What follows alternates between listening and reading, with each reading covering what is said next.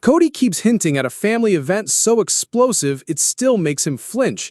Now the breadcrumbs point straight to Logan's hush-hush wedding, and the reason he and Robyn were abruptly shown the door is messier than any televised meltdown. You got asked to leave? I'm not going there. Yeah, they were upset with us, and boy, it cost me dearly. For months, the Browns have tiptoed around a mystery. One gathering, one surge of over-the-top affection, and suddenly Cody and his last remaining bride were escorted out like uninvited guests. Cameras rolled, but the details never aired. Fans assumed the drama centered on Garrison's memorials. Insiders whisper it was Logan's big day, hijacked by a display the siblings branded disrespectful. A theory from rewatching some of Season 19 that the family event in question could be Logan's wedding. Today, we sift the on-screen clues, the off-camera testimony, and the social media smoke signals to piece together why intense affection sparked the ultimate family freeze-out, and why Cody still refuses to name the wedding that shattered what was left of his plural empire. Cody loves to drop half-clues the way some men drop socks wherever they land, then blame the rest of us for tripping. Since the tell-all aired, he's muttered about a family event so volcanic he still can't discuss it without a shudder. Viewers first guessed Garrison's memorials because grief magnifies every misstep. But when you line up the taping calendar, Instagram's silence, and the one episode that tiptoed around a private ceremony, every breadcrumb points to Logan's October wedding. Logan got married in October of 2022 to his longtime girlfriend, Michelle. TLC never uttered Logan's name, calling it only the family wedding. Yet cameras showed floral arrangements that matched Michelle's Pinterest board and a carved pumpkin date visible in the background. Cody himself revealed he and Robyn were put over in a corner, probably for our safety, a line that makes perfect sense if you recall the seating chart leaked by a cousin. Cody at table 12, far from the head table where Janelle sat with Leon and Hunter. Add his on-camera gripe that some of my kids wouldn't even talk to me, and the puzzle assembles neatly. Logan, the eldest and historically the peacemaker, orchestrated a day free of paternal melodrama. He asked for no reality show contracts, no grand entrances, and crucially, no displays that might eclipse his bride's walk down the aisle. Cody's later claimed that True Love Calls Down Wrath wasn't aimed at funeral mourners, it echoed a reception hall where siblings enforced a ground rule: keep the spotlight on the newlyweds or step outside.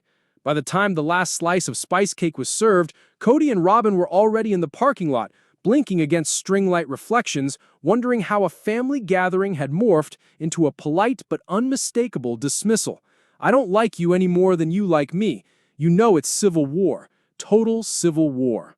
The breadcrumbs aren't subtle. They're strewn like rice on church steps, leading straight to Logan's hush-hush vows. And the moment his siblings decided Dad's public display of affection was one flourish too many, guests first noticed the brewing discomfort during the formal photo block, that lull between ceremony and dinner when bridesmaids adjust heels and uncles angle iPhones.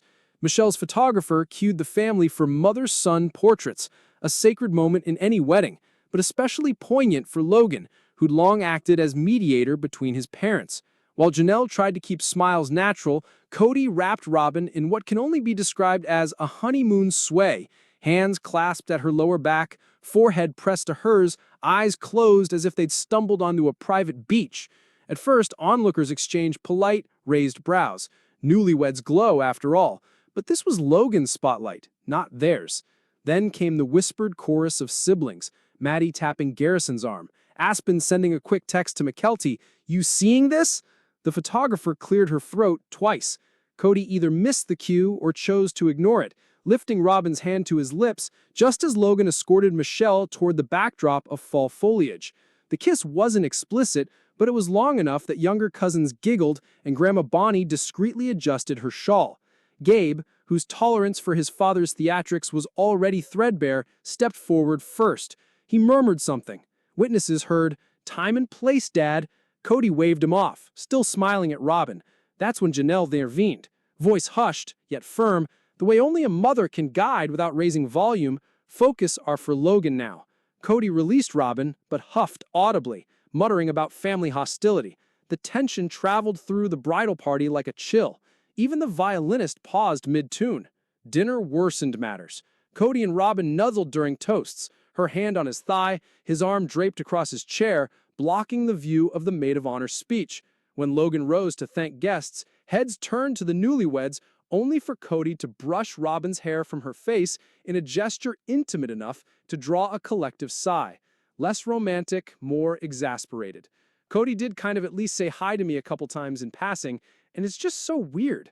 Within minutes, Maddie approached the venue coordinator. Staff guided Cody and Robyn to a side terrace where Garrison delivered the verdict. Enjoy the evening, but please away from the main hall.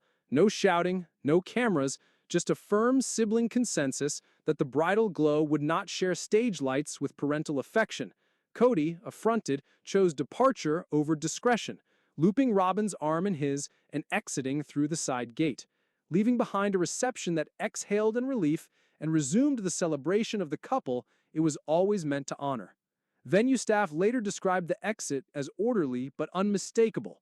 Once the siblings' request was relayed, the banquet manager retrieved Cody and Robyn from the terrace, framing it as a courtesy tour of the grounds. They were led past the herb garden, down a flagstone path, and, subtle as a seating chart shift, out a wrought iron side gate that latched softly behind them. Inside, the band launched into an upbeat swing number. Outside, Cody's strained laughter carried across the gravel as he insisted to Robyn that he'd never felt so unwelcome in my own family. She tried to soothe him, but her eyes flicked toward the hall's glowing windows where Logan and Michelle had just begun their first dance. Production went this really weird direction of not naming Logan and Michelle as the family wedding that everyone went to at all. It was just called The Family Wedding. Blissfully unaware of the silent scene unfolding in the moonlit parking lot, a valet, doing his best impression of Switzerland, fetched the black SUV.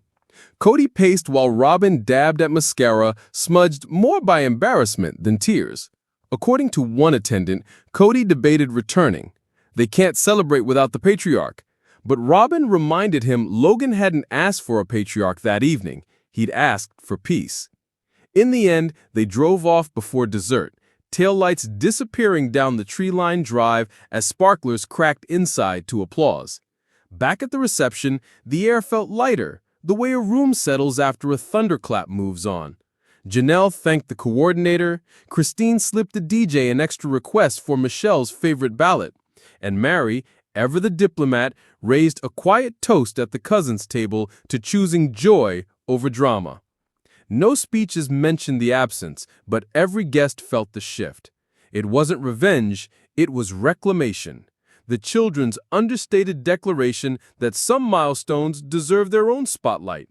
No luggage racks, no sermons, no unsolicited love stories, just the pure, unshared radiance of a bride and groom dancing unencumbered beneath strings of autumn lights. Robyn, you saw how they were at the wedding. I recently went to a family wedding. The whole family was there. There was so much animosity from some of my family. There's a couple of my kids wouldn't even engage me at the wedding. Some of them wouldn't even talk to me. When season 19 finally rolled across our screens, TLC tried its best to treat Logan's nuptials like Voldemort, an event that must not be named. Editors blurred signage, cropped invitation close-ups, and referred to the day only as the family wedding. A euphemism so vague, it practically shouted, "Contractual gag order here."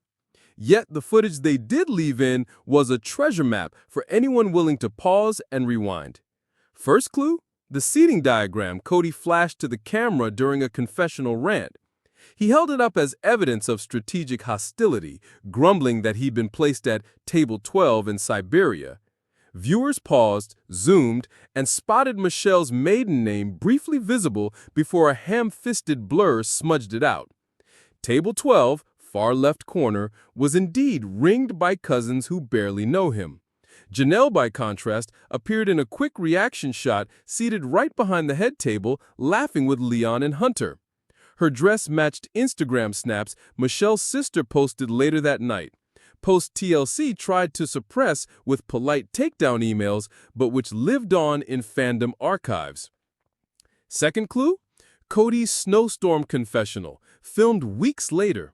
He stood outside his Flagstaff home, flakes collecting in his beard, railing that some of my kids wouldn't even engage me at the wedding. Wedding singular, not funeral, not memorial. And his gripe was social, not sorrowful. They laughed louder, danced harder, made a point of having more fun than him. That isn't how people behave at a memorial, especially this family, who has always met grief with solemn unity. It is, however, exactly how a bridal party protects its dance floor from attention thieves. Third clue? The curious absence of microphones on Logan. TLC's audio guide tweeted, then deleted, that the groom declined wiring, so producers relied on room mics and had to mute half the speeches. Plural fans know Logan's voice, steadfast, steady, and its omission rang louder than any toast. If Logan refused the lav pack, it was because he'd already negotiated a camera light footprint. That silent groom, the blurred signs, Cody's frozen rant, all stitches in a patchwork that spells one truth. TLC sliced away the heart of the drama, but the seams still show. It was so weird to be at this event and to act like we didn't even know each other or were distant. For veteran viewers accustomed to reading between commercial breaks, the network's edit felt less like discretion and more like a frantic mop-up after Dad's departure from the dance floor. Logan has been the family's quiet ballast since he could lace his own sneakers, the child who fetched tissues during sisterly spats and slipped Dad's forgotten wallets back into coat pockets. As the firstborn of 18, he learned early that peacekeeping is survival. But ad hoc diplomacy comes at a cost, and those who know Logan best say he'd carried the emotional receipts long before he slipped an engagement ring onto Michelle's finger. When the couple began planning their wedding, Logan made one non-negotiable vow before the florist was even hired. This day would not double as a plural marriage sideshow. No scripted scenes, no confessionals, and absolutely no parental grandstanding. Michelle, a nurse with a radar for stress vitals, backed him fully. Together, they drafted a pact, what close friends jokingly called the No Plural Marriage Drama Accord. The language was simple. Guests were welcome, cameras minimal, respect mandatory. Anyone hijacking the spotlight, whether by speech, sulk, or overzealous affection, would be gently redirected. If redirection failed, the couple reserved the right to protect their peace by asking the offended to step aside. Logan delivered this expectation in separate phone calls to each parent months in advance. A courtesy and a boundary rolled into one. Janelle immediately promised to behave. Christine asked only if she could bring homemade fudge for the dessert table. Mary quipped she'd happily sit wherever the seating chart landed her. Cody, according to siblings, offered a breezy, "Of course, son," but his tone carried that familiar edge, as though boundaries were suggestions and family gatherings his natural stage.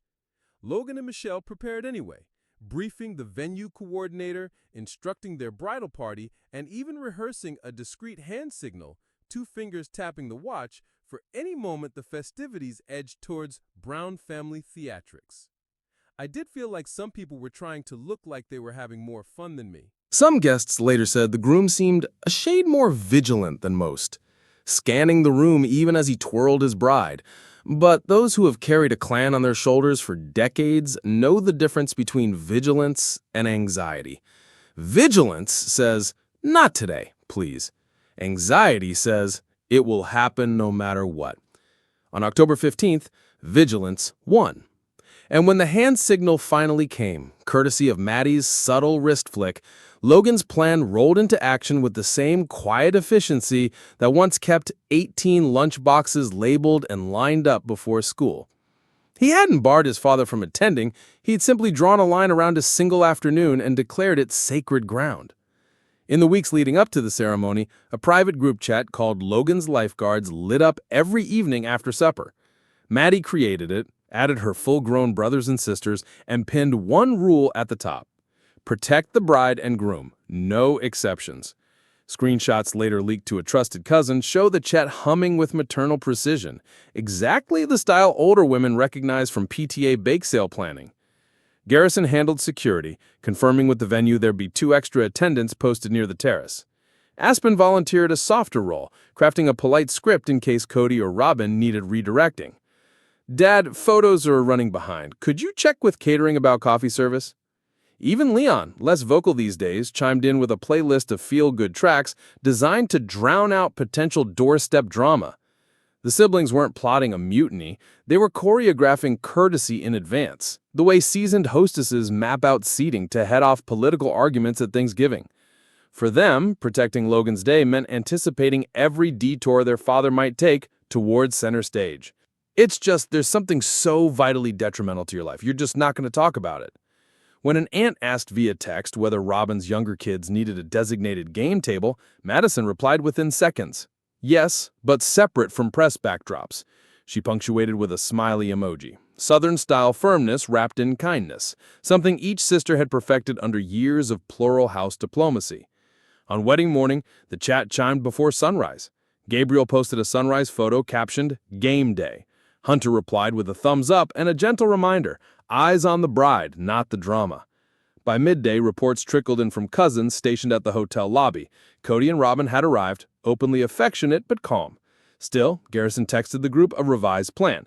He'd hover near the photo backdrop with a spare boutonniere as cover. If Cody drifted too close, Garrison would step forward, pin the flower, and steer him back to the assigned corner, all while praising the fit of his suit. No confrontation, just calm redirection. People over 50 know this maneuver well, having used similar grace to usher unruly relatives off dance floors and into coat rooms without anyone losing face. When the public display of affection breach finally happened, Cody's lingering kiss, Robyn's giggle echoing under vaulted beams, Logan's lifeguards lit up like a switchboard. Within 30 seconds, Maddie texted the watch tap emoji. 30 more, and venue staff were en route. The execution felt seamless because the siblings had rehearsed every angle in digital whispers long before the first guest found her seat. Older viewers watched the fallout later and recognized the invisible choreography. Adult children bonded by shared disappointment, stepping in with the quiet efficiency of seasoned caregivers. They hadn't staged a rebellion, they'd mounted a loving perimeter. We behave candidly, and where we are not, we have learned to be careful, because when intense affection is exposed, it calls down wrath. And it's like the world hates intense affection so much that they want to be really, really crappy about it. Proving that sometimes the most radical act of family loyalty is simply enforcing the peace someone else keeps threatening to steal. Cody's post-wedding narrative crystallized a week later, when he ranked Sukanya for what producers politely call context pickup. He wanted cameras rolling as he framed the exile not as a consequence of ill-timed kissing, but as proof that his children hate intense affection. The phrase tumbled out repeatedly, like a preacher testing a new revival slogan. Intense affection invites wrath. Intense affection scares the world. Intense affection must hide. For veteran viewers, the cadence felt familiar. He'd used the same rhythm years earlier when explaining why some sister wives questioned Robyn's spending. If you object, you fear abundance. If you protest, you envy devotion. It's a tidy syllogism that absolves Cody of reflection. Disagreement equals jealousy. Boundaries equals persecution. Older women have heard this sermon before, delivered from different pulpits. It echoes the boss who brands any salary negotiation as disloyalty, the grown son who calls budget talk negative energy, and the ex-fiancé who labeled prenup questions unromantic. Cody's trick is classic deflection, emotional sleight of hand. He elevates his choices to the realm of destiny and then casts dissenters as small-minded foes of passion. By the time he's finished spinning, a sibling's polite request for modesty becomes an attack on Cupid himself. What Cody miscalculates is his audience's memory. Women past 50 rarely forget who brought casseroles to the hospital and who brought excuses. The catalog gestures the way accountants track decimals, and they understand that intense affection displayed at someone else's celebration isn't romance, it's appropriation. Back, I saw Janelle, and I didn't want to talk to her. It was hard. I saw Christine there as well, but I didn't talk to her. When Cody insisted he'd refrain from certain displays only when Mary and Janelle remarried, because then, presumably, they'd be too distracted to mind, thousands of viewers heard the subtext, "Your comfort is conditional on my convenience."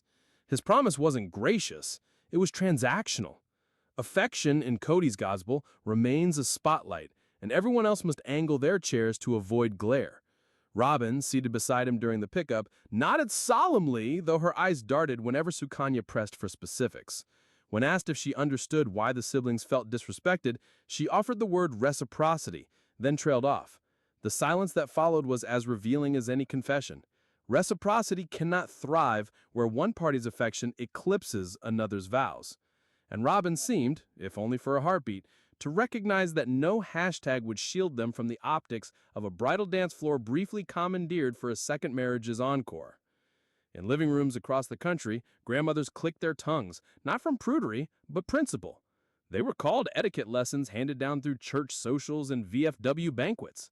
Never outshine the guest of honor. Never toast yourself at another's feast. Cody frames such rules as relics of repression. His children see them as scaffolding for civility, and the viewers who raised those children and perhaps re-inspected their own marriages along the way know exactly which interpretation withstands the test of time. The days following the wedding unfolded like a subtler season of winter. No blizzards, just an incremental chill seeping into every shared corner of cyberspace. First came the Instagram gaps. Logan and Michelle's honeymoon reel appeared without a single comment from Cody or Robyn. Unusual, given Robyn's habit of posting hard eyes on even distant cousins' baby photos. Each other, I just inserted myself as best as I could into the fun. It was awkward enough. Janelle, by contrast, left a string of motherly encouragements, each garnished with practical tips about sunscreen and travel adapters. Christine reposted the reel with a playful "best day ever," a phrase longtime fans recognized as her gentle way of underscoring family milestones that exclude drama. Mary simply tapped a like. But for her, that digital thumbs up spoke volumes. Neutrality chosen, Switzerland maintained. On Facebook, the Browns' original battleground, followers noted a quiet purge. Gwendolyn's profile no longer listed Cody among her relatives. Maddie unfollowed Robyn's accessory boutique page. Aurora, ever loyal to her mother, reciprocated by removing half of her older siblings from her friend list. No one issued statements. The deletions did the talking. Women over 50 understood the move instinctively. In their world, unfriending is the modern equivalent of returning borrowed Tupperware with the lid missing. Message received, relationship redefined. The frost extended to cameo shoutouts. Cody's once frequent birthday greetings dwindled. When a fan requested a father-daughter pep talk like you gave my Kelty, Cody's assistant replied that his schedule was temporarily full. Meanwhile, Christine's queue doubled, then tripled, buoyed by viewers eager to send wedding congratulations without Cody's colorful shading. Janelle directed a portion of her cameo proceeds to Logan and Michelle's down payment fund, a gesture she never advertised, but which Michelle later thanked her for in a private story captured by vigilant followers before it vanished.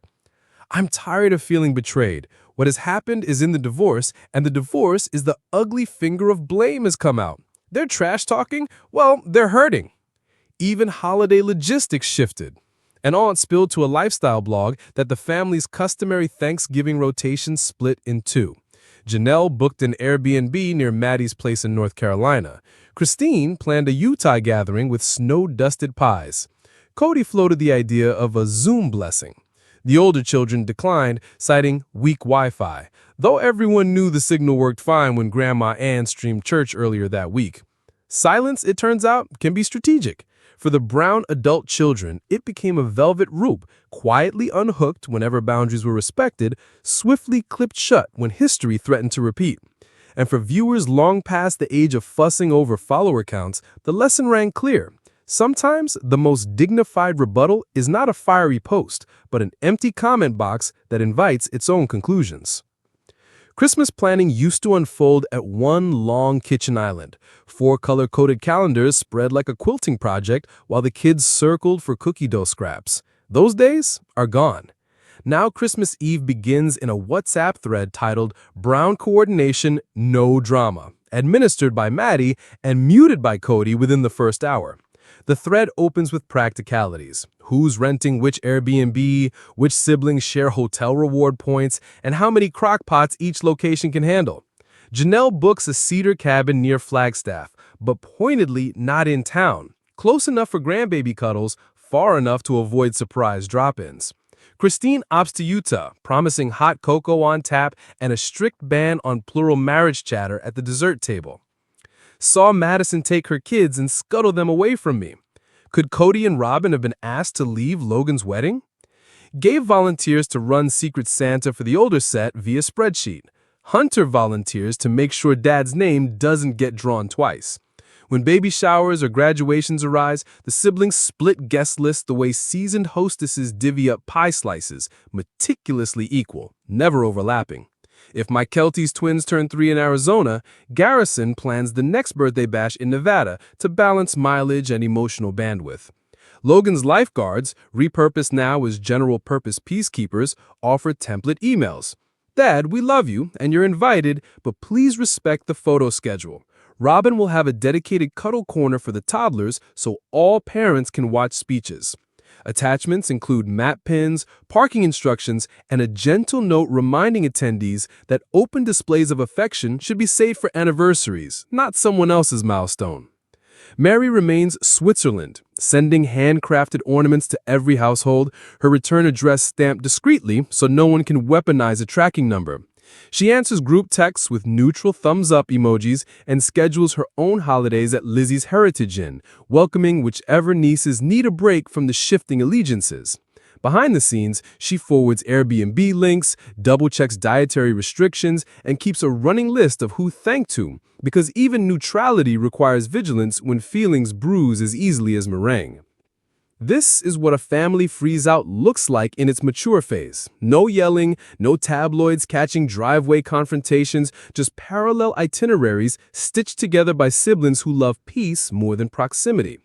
It's quieter, yes, but women of a certain age recognize the elegance in boundary-driven logistics. Politeness can be colder than conflict and infinitely more effective. Cody once believed proximity guaranteed relevance, that any gathering, wedding, holiday, memorial would orbit him by sheer gravitational habit. Logan's ceremony proved the orbit had shifted. The children he'd expected to bend instead stood shoulder to shoulder, enforcing the simplest etiquette rule their mothers had taught them decades earlier. Someone else's big day is not your stage. That single decisive boundary redrew the entire family map. Now Cody and Robyn find themselves on the periphery, grumbling about wrath on intense affection, while RSVPs pass them by and milestones proceed without fanfare or interference. For many of us over 50, the Browns' evolution feels achingly familiar. We too have learned that peace sometimes requires separate tables, that invitations can be conditional without being cruel, that adult children eventually curate their own traditions and their own definition of respect. Logan's quiet insistence on a drama-free wedding isn't rebellious, it's responsible. The same responsibility we've modeled while shepherding potluck sign-up sheets and reminding uncles to leave politics at the door. Cody frames these boundaries as rejection. Most mothers see them as grown kids finally absorbing the lessons we hope they'd learn. Protect joy. Honor hosts. Keep private affection private. So where does the saga go from here? Season 20 will surely tease new reconciliations, but producers can't force a family back into a single living room any more than we can shrink our adult children into booster seats. Cody may continue hinting at untold traumas. Robyn may speak of safety and reciprocity. Meanwhile, Logan and Michelle will host dinners in their own home. Garrison will text the group chat photos of a freshly painted nursery, and Janelle will proofread Christine's memoir chapters for accuracy down to the smallest detail.